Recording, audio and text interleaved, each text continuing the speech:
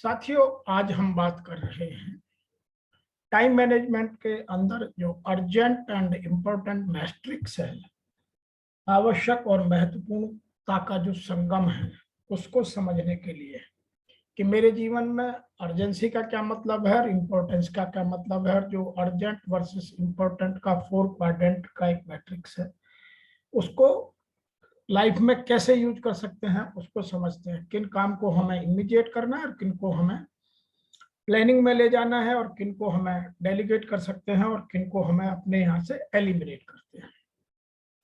तो जीवन में बहुत सारे काम दिन में आते हैं। जब हम प्लानिंग करते हैं तो उसी हिसाब से हम अपने कामों की प्रायोरिटीज फिक्स करते हैं कि कौन सा मेरे काम मेरे अर्जेंट भी है और इम्पोर्टेंट भी है।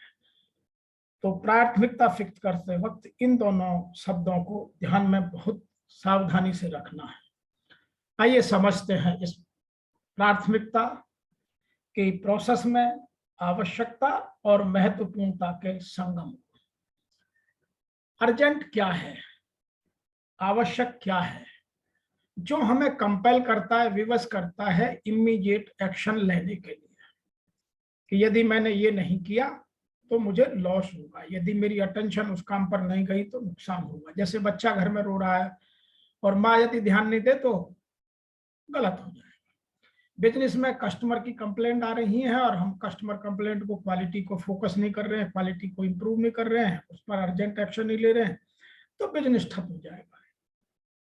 ऐसे ही बिजनेस में और बहुत सारे एक्शंस हैं जिनमें हमें अर्जेंट एक्शन की आवश्यकता होती है। दूसरे हैं जो इंपेरेटिव होते हैं, प्रेसिंग होते हैं, जो बहुत सारे और चीजों को हमें इकट्ठा करने की पावर देते हैं। उनको समझ करके बिजनेस में उसकी इंपॉर्टेंस को और बढ़ा देते हैं। तो वो सब काम अर्जेंट वर्क कहे जाते हैं। दूसरे हैं इंपॉर्टेंट वर्क, जो हमारे लॉन्ग टर्म प्लानिंग के और स्ट्रेटेजी के हिस्सा होते हैं, वो हमारे लिए इंपॉर्टेंट होते हैं। जैसे एचआर डिपार्टमेंट में मैन पावर का development, training and development urgent नहीं है लेकिन इंपॉर्टेंट इशू है। ऐसे ही जीवन में बहुत सारे जो अर्जेंट नहीं है लेकिन इंपॉर्टेंट है, तो लॉन्ग टर्म में हमें प्लान करने पड़ते हैं, उनकी स्ट्रेटेजी बनानी पड़ती है और उनको अचीव करना पड़ता है। उनमें टाइम की स्ट्रेटेजी अर्जेंसी में नहीं रहती, एक पर्टिकुलर शेड्यूल के तहत फिक्स करना पड़ता है। तो इन दोनों के बीच यह कॉन्सिक्वेंस का मैनेजमेंट हमें करना पड़ता है। इंपॉर्टेंट में लॉन्ग टर्म कमिटमेंट बहुत हाई होता है, उसका कॉन्सिक्वेंस इफेक्ट हमारे जीवन में बहुत होता है। इसीलिए हम उसको जो सिग्निफिकेंट कॉन्सिक्वेंस है वो इंपॉर्टेंट वर्क में चला जाता है। दूसरा, जो हमारे फीलिंग्स को या जो हमारे फ्यूचर की प्लानिंग्स है, जो हमें भविष्य में और जीवन बेहतर दे सकता है, मेरे उद्योग को बढ़ा सकता है, मेरे बिजनेस को बड़ा कर सकता है, तो जितनी भी लॉन्ग टर्म प्लानिंग्स हैं वो सब मेरी इंपॉर्टेंट में आती हैं। और तीसरा है ऑब्सोल्यूट इनफॉर्चुनेट, यह बहुत आवश्यक है। यदि ये नहीं किया तो मेरा फ्यूचर बिगड़ेगा ही बिगड़ेगा। तो आपको देखा होगा कोई भी एम्प्लॉय, कोई भी व्यक्ति जीवन में, समाज में अर्जेंट और इम्पोर्टेंट के बीच स्विंग करता रहता है, कभी इधर कभी इधर, कभी इधर कभी इधर। तो जो आपको जब भी अपनी प्रायोरिटीज फिक्सेशन करनी है तो इन दोनों महत्वपूर्ण टर्मिनोलॉजीज को समझना है। इसको समझने के लिए हमें मैट्रिक्स को जानना बहुत जरूरी है। अर्जेंट में रिक्वायर्स इमीडिएट अटेंशन है। टाइम इज वेरी सेंसिटिव, यदि 1 मिनट का भी टाइम निकला तो गड़बड़ हो जाती है। तो अर्जेंट में टाइम सेंसिटिविटी बहुत स्मॉल होती है। नंबर 3, ये हमेशा शॉर्ट टर्म थिंकिंग पर, शॉर्ट टर्म ऑप्शंस पर काम करता है। डिसीजन मेकिंग में भी जो अर्जेंट है वो देन एंड देयर डिसीजन लेने पड़ते हैं। नंबर 4 है, ये less significant compare to long term goals.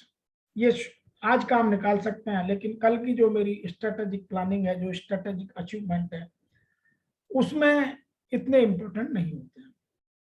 जबकि important requires initiative and proactiveness, वो हमारे जीवन में इनिशिएटिव, लगन के साथ, क्रमबद्ध तरीके के साथ आगे बढ़ना मांगते हैं, और प्रोएक्टिवनेस, स्वेच्छा से उन पर काम करना मांगते हैं, क्योंकि उनमें अर्जेंसी कभी नहीं आती।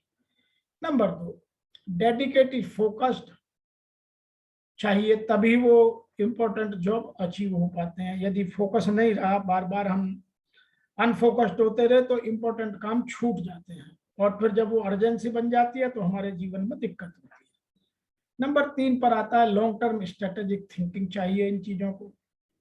ये कंपनी के विजन और मिशन और गोल्स के साथ जुड़े हुए होते हैं। हमें लाइफ में क्या बनना है वो इम्पोर्टेंट है, उसके लिए क्या प्लानिंग करनी है वो इम्पोर्टेंट है, वर्तमान में क्या करना है वो अर्जेंट है। मुझे इसी साल जो एग्जाम में पास करना है वो मेरी अर्जेंसी है। अल्टीमेट मेरा ऑब्जेक्ट एडमिनिस्ट्रेटिव सर्विसेज में जाना है, या इंजीनियरिंग में जाना है, या किसी और एरिया में जाना है। मेरे को अपना बिजनेस में नया प्रोडक्ट मिक्स कब लाना है, नई टेक्नोलॉजी कब इंट्रोड्यूस करनी है, मेरे को सिलेक्शन में किसको लेना है, किस तरह की कॉम्पिटेंसीज मुझे फ्यूचर के लिए डेवलप करनी है।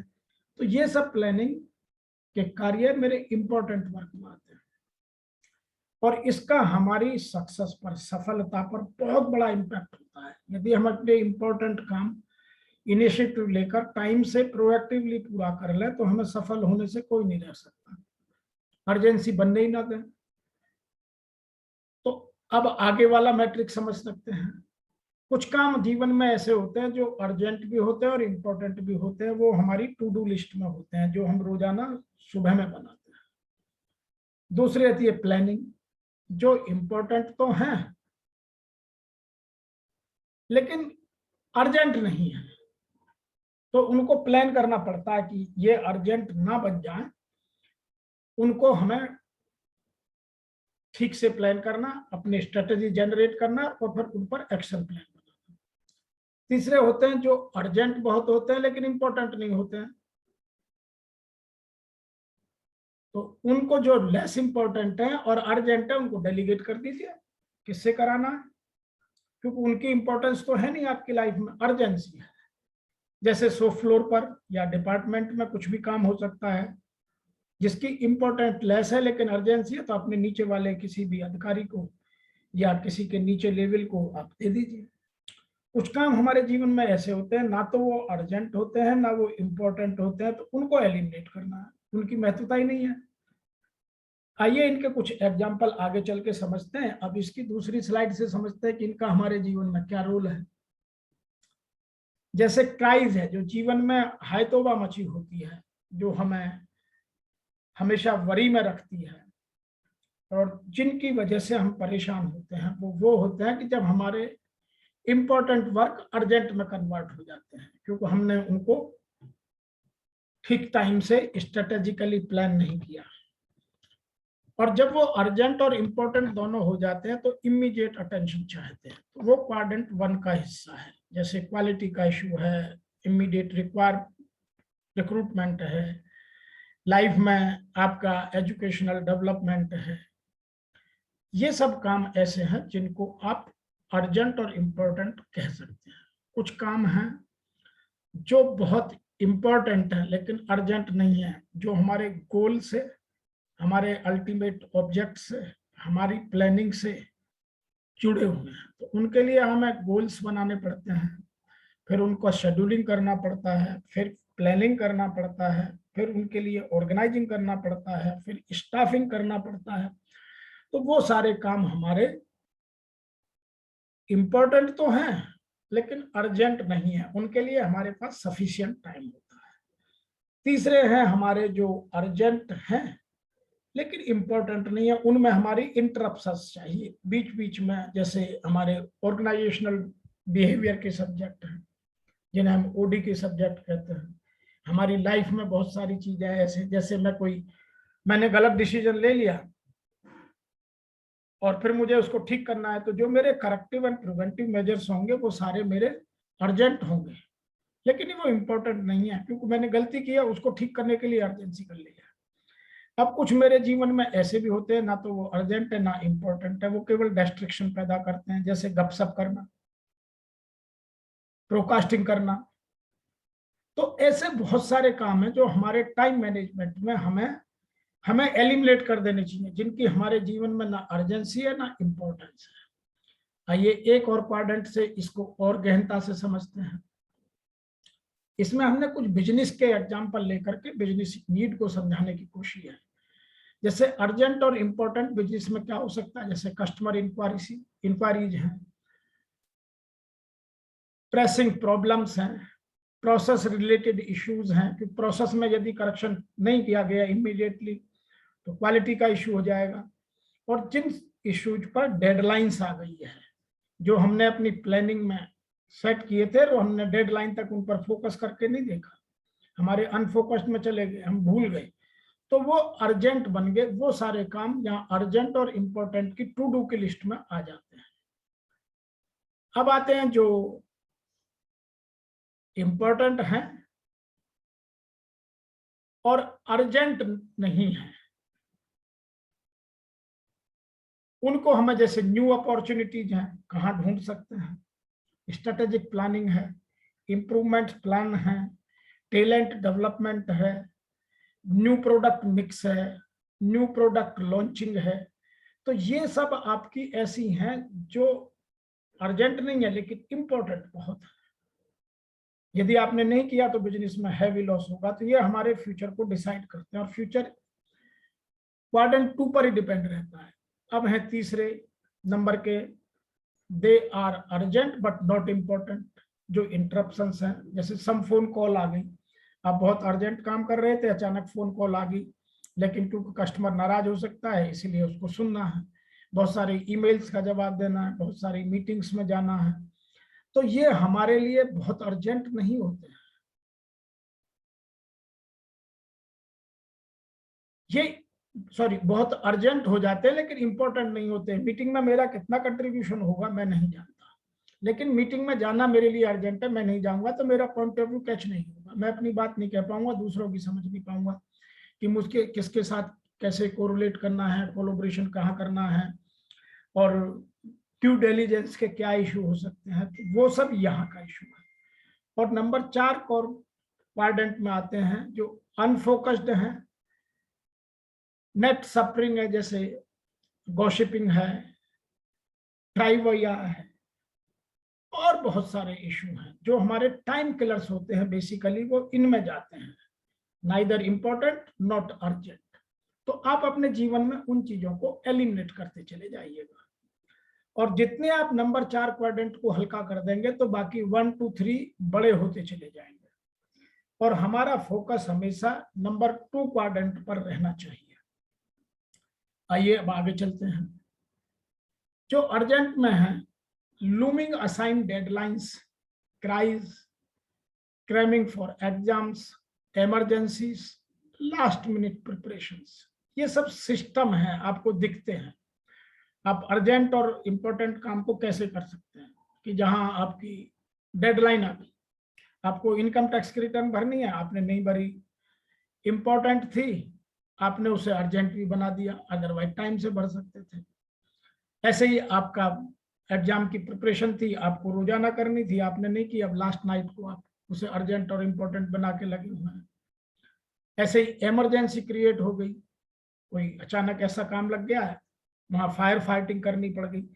तो अर्जेंट और इम्पोर्टेंट में फायर फाइटिंग का बड़ा रोल रहता है। अब आते हैं क्वाड्रेंट नंबर 2 पर, जैसे कोई रीडिंग लेक्चर नोट्स है, बुक्स हैं, पर्सनल डेवलपमेंटल एक्टिविटीज हैं, प्लान्ड स्टडी है, एक्सरसाइज है, हेल्थ पर फोकस है, प्लानिंग योर फ्यूचर है, प्लानिंग योर टाइमलाइंस है, सेटिंग गोल्स है। ये सारी चीजें बहुत इंपॉर्टेंट है लेकिन अर्जेंट नहीं है, इनको अर्जेंट बनने भी नहीं देना। जो लोग इनको अर्जेंट बना देते हैं उनकी लाइफ मिसमैच हो जाती है और हमेशा टसल में रहते हैं, टेंशन में रहते हैं, स्ट्रेस लेवल बढ़ जाता है।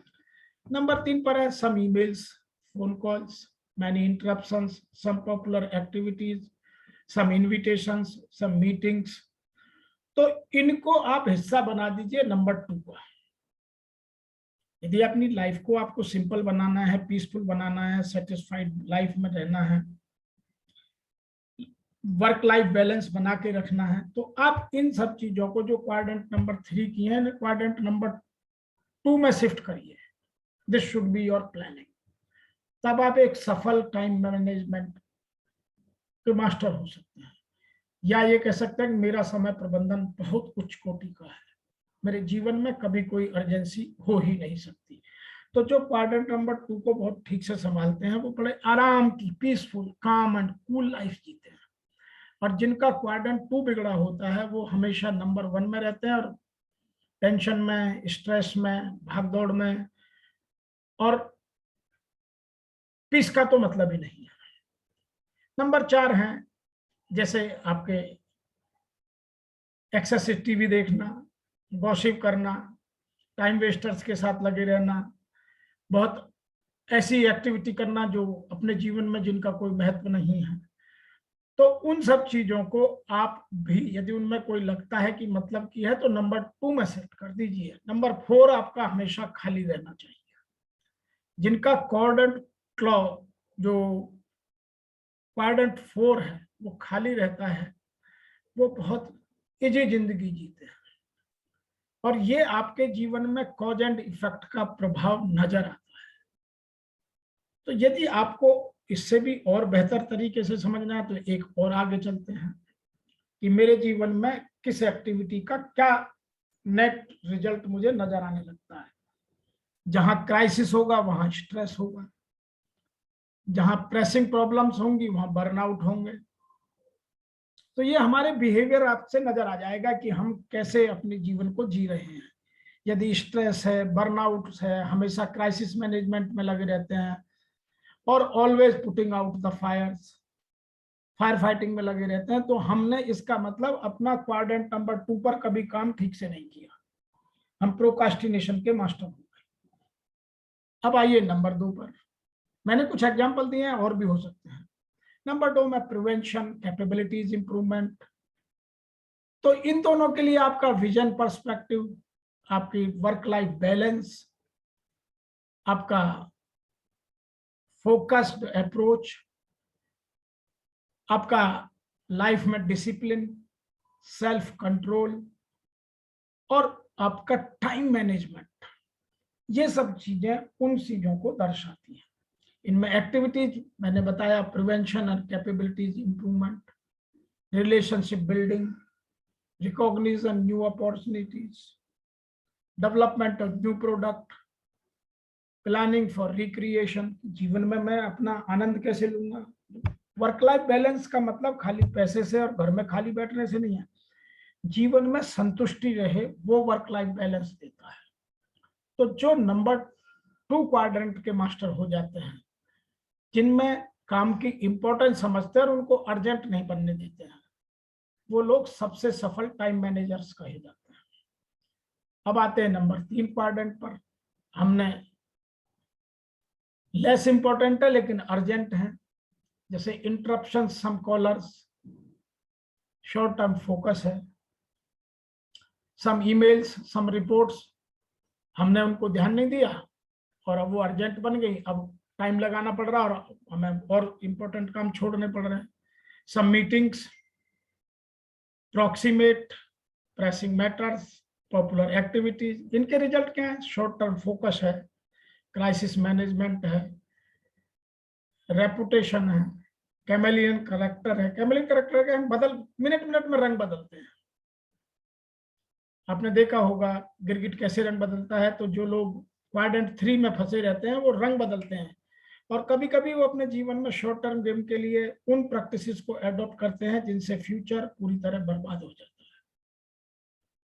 वो गोल्स को और प्लान्स को ठीक से नहीं देखते हैं,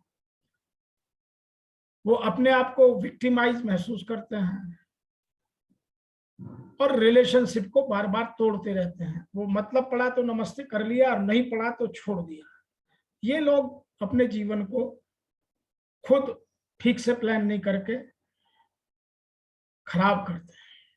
नंबर 4 है, ना तो वो इम्पोर्टेंट है ना अर्जेंट है, उनको एलिमिनेट कीजिए। जो मैंने आपसे कहा एक्टिविटीज है जैसे बिजी विदाउट वर्क, कुछ ईमेल ऐसे हैं जिनकी जरूरत नहीं है लेकिन अब टाइम लगा रहे हैं, सोशल मीडिया पर बहुत टाइम लगा रहे हैं, फोन कॉल पर गॉसिप लंबी लंबी बातें कर रहे हैं, टाइम वेस्टर्स एक्टिविटीज में इन्वॉल्व हो गए हैं, और जो लोगों को प्लीज करने वाली एक्टिविटी है, मैं यस मैन बन गया हूं, किसी को ना नहीं करता हूं, सबको हाँ करता रहता हूं, वो सब एक्टिविटी यहाँ आती है। इनका रिजल्ट क्या होता है? आप टोटल इररेस्पॉन्सिबल बिहेवियर नजर आने लगता है। आपको लोग हमेशा फायर करने की बात करते हैं, कभी कभी नौकरी चली भी जाती है, और आप दूसरों पर हमेशा आश्रित रहते हैं, क्योंकि अपने अपनी कॉम्पिटेंसी डेवलप करने के लिए कभी अपने आप को मेहनत नहीं की, डेवलप नहीं किया, तो आप ना तो कुछ नया सीखते हैं और ना डेवलप होते हैं, हमेशा दूसरों पर निर्भर रहते हैं। तो आपकी पराधीनता, आपकी जो फ्रीडम है वो लगभग खत्म हो जाती है। तो ये चारों क्वाड्रेंट्स का एक्टिविटीज और रिजल्ट से बिहेवियर को जाना जा सकता है कि मैं आज किससे गुजर रहा हूं, या आपका बॉस समझ सकता है। और ये सब बिहेवियरल इशू हैं, इनको कोई भी समझ सकता है। इसलिए यदि आपको टाइम मैनेजमेंट का मास्टर बनना है तो इन क्वाड्रेंट को समझकर अपनी एक्टिविटीज को फोकस करना बहुत आवश्यक है। मैं उम्मीद करता हूं कि आपको यह सब चीजें टाइम मैनेजमेंट के लिए बहुत समझ में आई होंगी, और आप अपना टाइम मैनेजमेंट ठीक करेंगे और अपने जीवन में उल्लास, उमंग, जोश, शांति, उत्साह भरेंगे, ना कि नकारात्मक विचारों का प्रभाव और सदैव की भागदौड़, स्ट्रेस, डिप्रेशन, डिस्ट्रेस और फ्रस्ट्रेशन जैसी कितनी ही चीजें। तो आप इन चीजों को अवॉइड कीजिए, अपने जीवन को आनंद में बनाइए और टाइम को ठीक से मैनेज कीजिए। आपका मेरे इस वीडियो को देखने का, मेरे चैनल को सब्सक्राइब करने का, मुझे लिखने का